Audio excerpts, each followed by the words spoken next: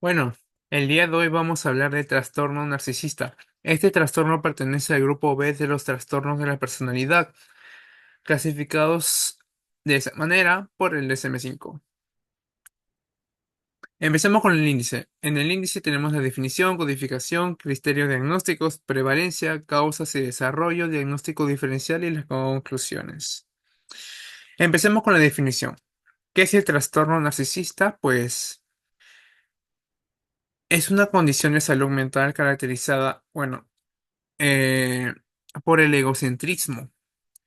Estas personas van a tener un ego súper alto, van a pensar que son lo mejor de lo mejor, grandiosos, van a creer que están al mismo nivel que las celebridades, las personas famosas, los profesionales, van a creer que ellos deben ser tratados de esa misma manera.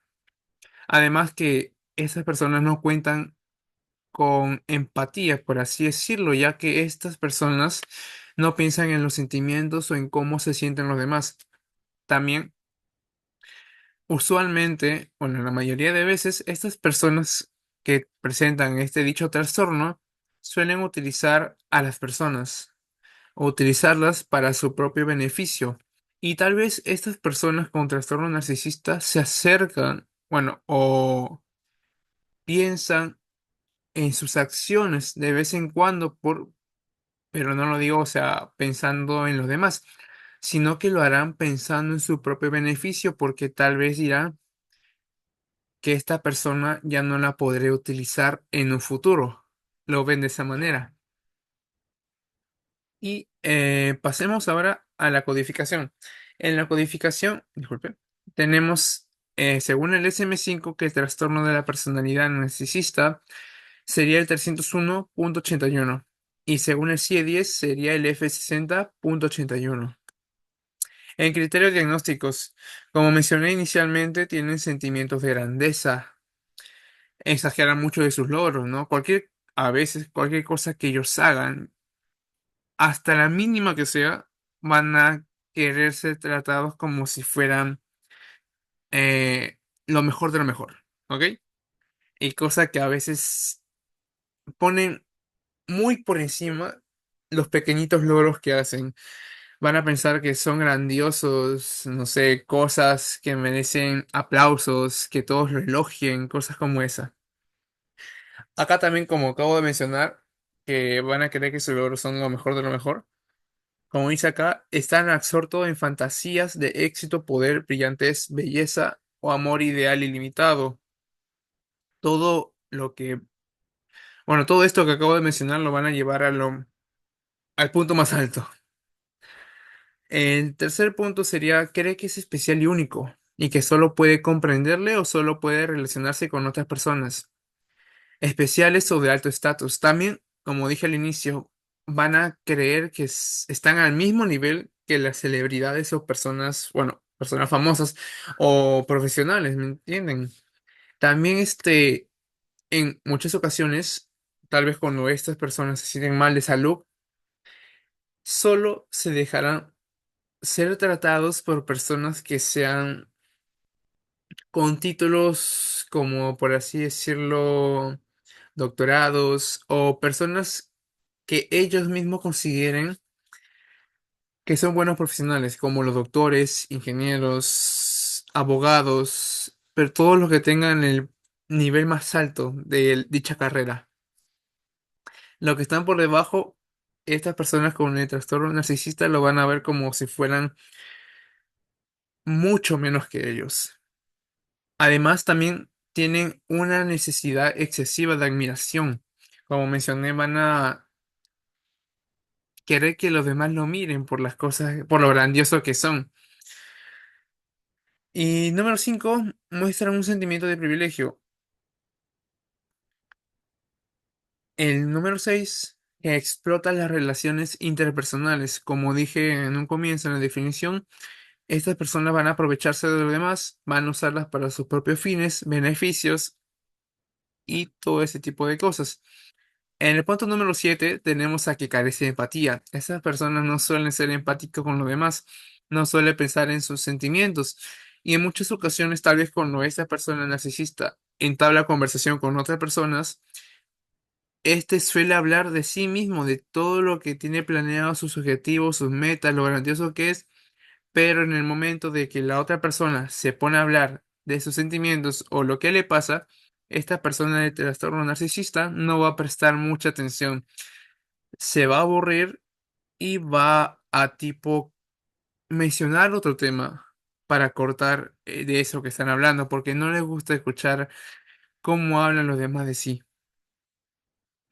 Prácticamente quiere que el tema de conversación gire en torno a él mismo. En el punto 8 tenemos a que con frecuencia envidia a los demás o creen que estos sienten envidia de él. Como mencioné, cuando lo critican, ellos van a pensar que sienten envidia o sí, sienten envidia de él prácticamente. Y de esa manera como que incrementan su ego un poco más. Porque al criticarlos, eh, los otros van a sentir envidia. De esa manera está pensando él. Y al hacer eso, pues él va a pensar que es lo mejor de lo mejor y va a seguir con esos comportamientos y hasta incluso mucho más todavía. En el punto 9 muestra comportamientos o actitudes arrogantes, de superioridad. Con el punto número 8 pues mientras más pase, más arrogante o superior se va a querer esta persona. Pasemos ahora a la prevalencia. Este trastorno narcisista, pues según el DSM-4, la prevalencia es del 0 y 6,2 respecto a la población general. Además que sucede mucho más en varones que en mujeres, en un rango de 50 y 75%. Tenemos a las causas y el desarrollo. Como causas, y creo yo que sería mayormente la biológica y ambiental. En biológica por la genética, porque si un familiar, ya sea su padre, su abuelo, toda la línea genética, no necesariamente si el padre presenta un trastorno, el hijo lo va a tener. Puede ser mucho también antes. No, disculpe, mejor dicho, si el padre tal vez no presenta trastorno, pero su abuelo, al abuelo del chico, sí presenta, pues es probable que también el nieto lo presente. No necesariamente tiene que ser el padre el que presente el trastorno para que el hijo recién lo tenga. Todo es según la línea genética. Además, el factor ambiental es muy crucial, porque, por ejemplo, la crianza, todo depende también cómo los padres criaron a su niño, o al hijo, o a la hija. Por ejemplo, en muchas ocasiones los padres suelen tipo ser muy estrictos con sus hijos, tipo diciéndoles, debes sacar la máxima nota, ser el mejor del salón y traer muchos premios. Por ejemplo, supongamos que Julio, que es un niño que está muy cuidado por sus padres, con una educación súper recta y no suele salir mucho a jugar.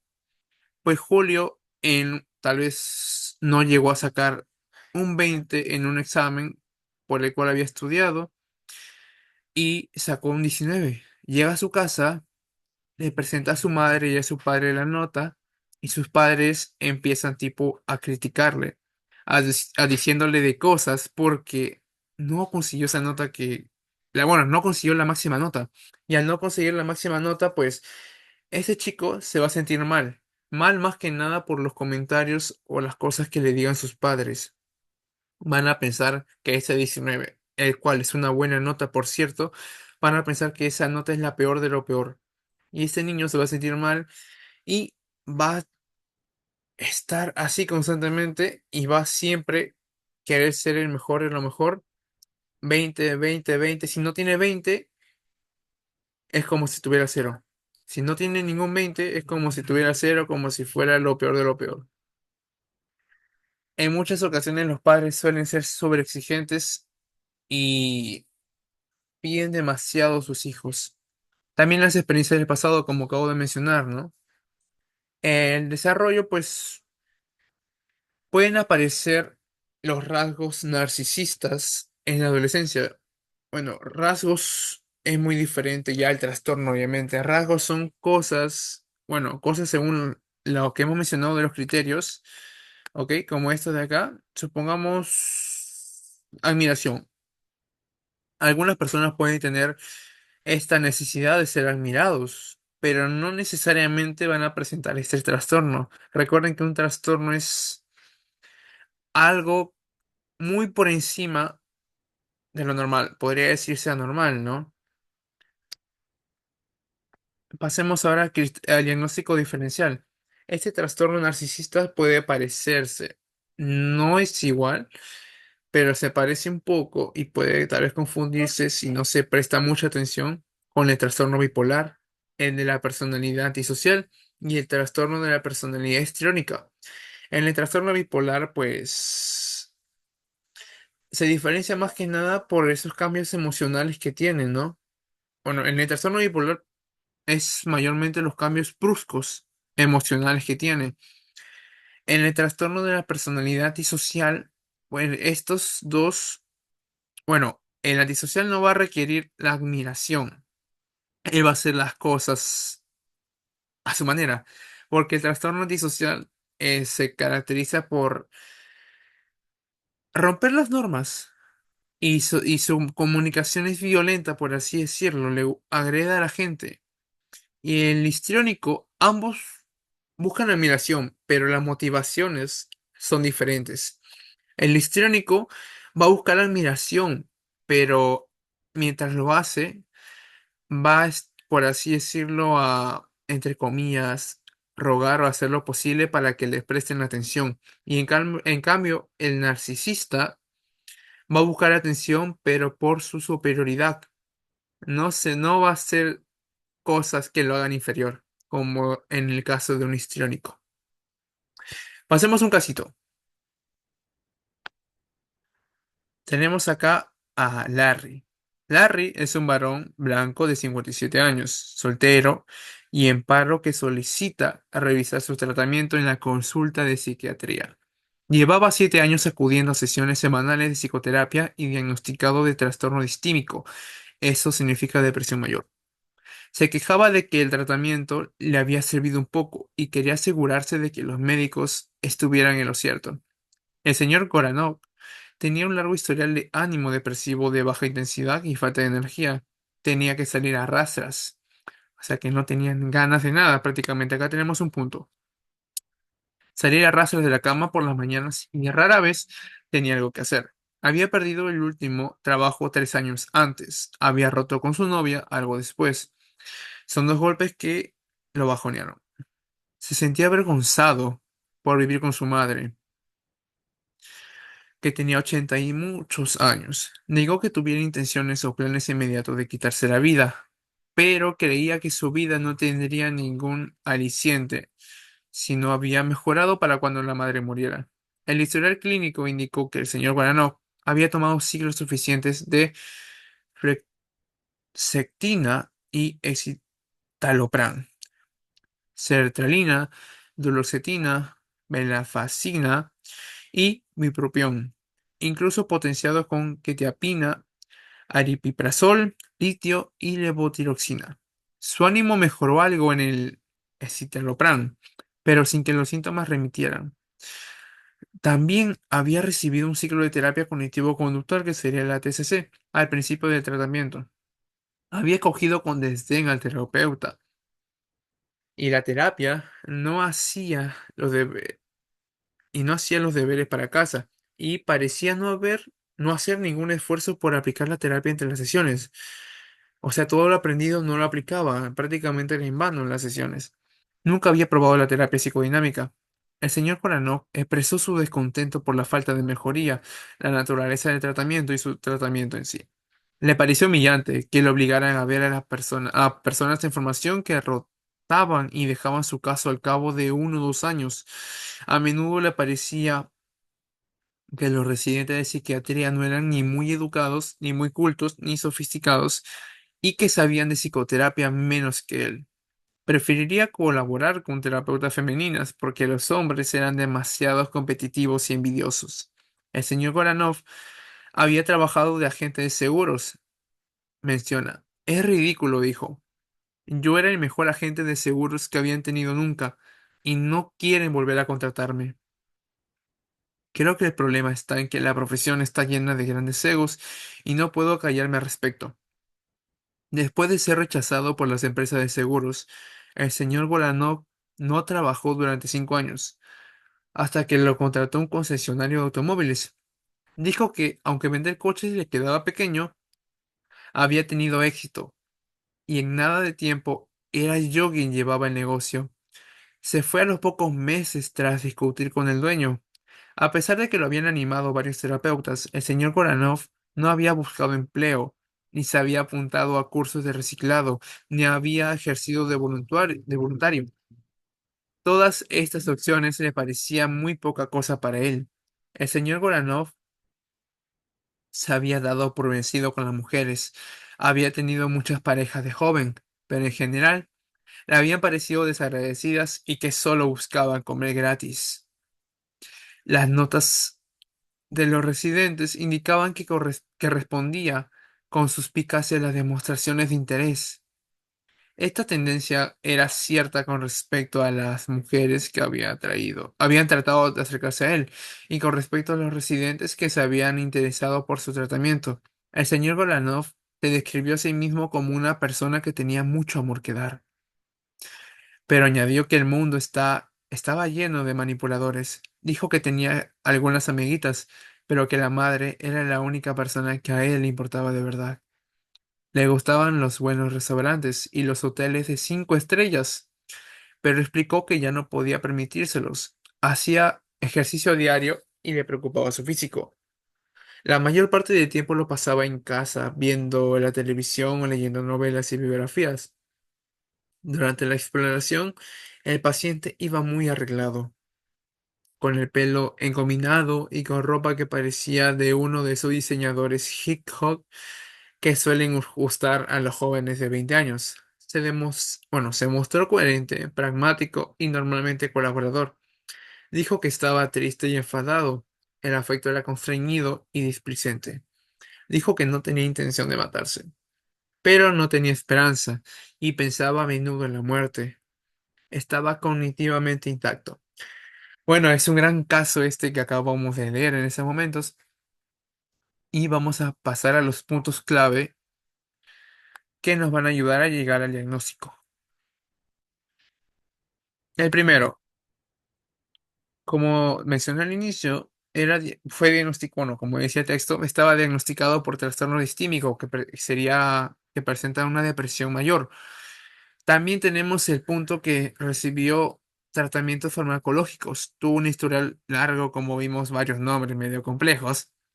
También la expresión que dijo, tenía que salir a rastras. Prácticamente hacía las cosas con un desgano o no tenía la motivación suficiente para empezar su día o seguir con él. También fue crucial esta parte, la pérdida de su trabajo hace 3 años y unos días después fue la ruptura con su novia.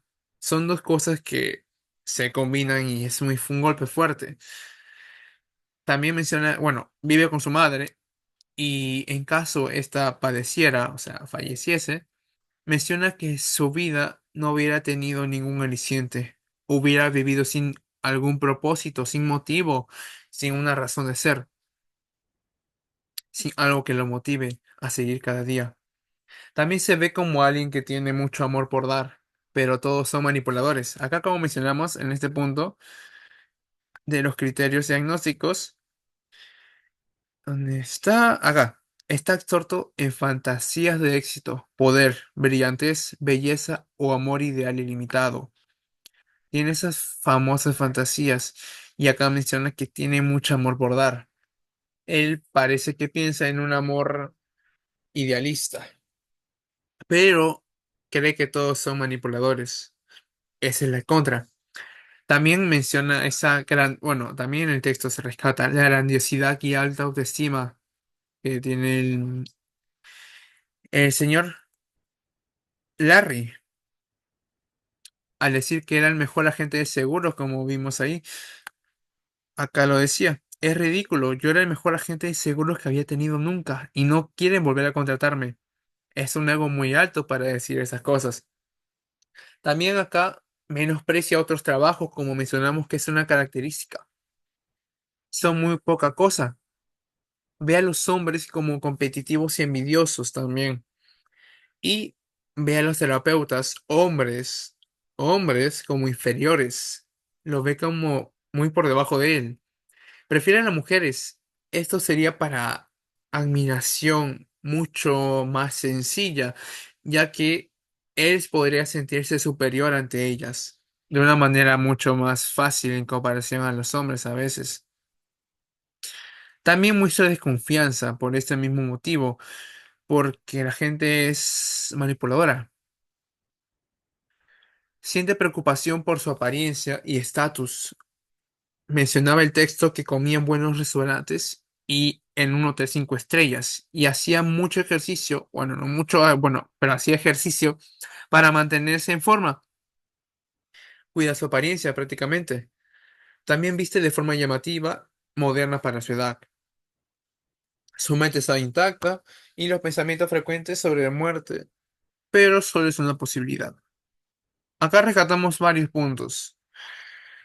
Sobre todo los más importantes y muchos se relacionan con la mayoría de criterios diagnósticos que mencionamos con anterioridad. Hay veces que las personas que tienen trastorno narcisista, pues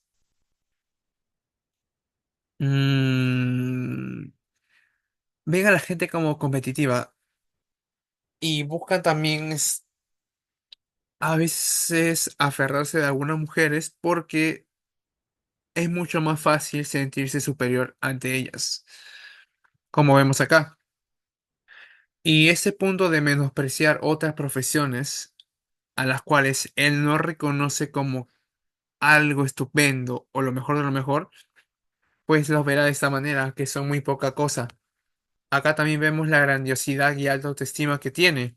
Ese ego súper alto que es característico de una persona narcisista.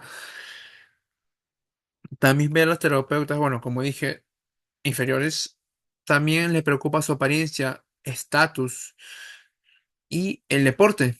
También su vestimenta es llamativa y moderna para su edad. Es colaborativo, también mencionamos en el texto. Y su mente es intacta. Tiene ideas, por así decirlo, sobre la muerte, pero no aplica, por así decirlo, la acción de matarse o hacerse daño. Solo pasa por su cabeza como un pensamiento rumiador. Y como vimos, la mayoría de estas características o este texto presenta muchos síntomas, bueno, que de los criterios diagnósticos que son cruciales para dar con este trastorno. Esa grandeza que es característica, ese amor ideal, como mencionamos, que tiene mucho amor para dar. Acá, como vemos, menosprecia a otras profesiones, ¿no? Y acá, como dice, solo puede relacionarse con otras personas especiales o de alto estatus. La admiración también la busca. Muestra un sentimiento de privilegio por lo de su trabajo. Sí, que no lo volvieron a contratar también capaz. Este punto 6 no lo hemos notado. El punto 7 tampoco mucho. El punto 8 tampoco tanto. Pero el punto 9 sí, también. Y bueno, con eso llegamos al diagnóstico de trastorno narcisista. Eso sería todo. Gracias.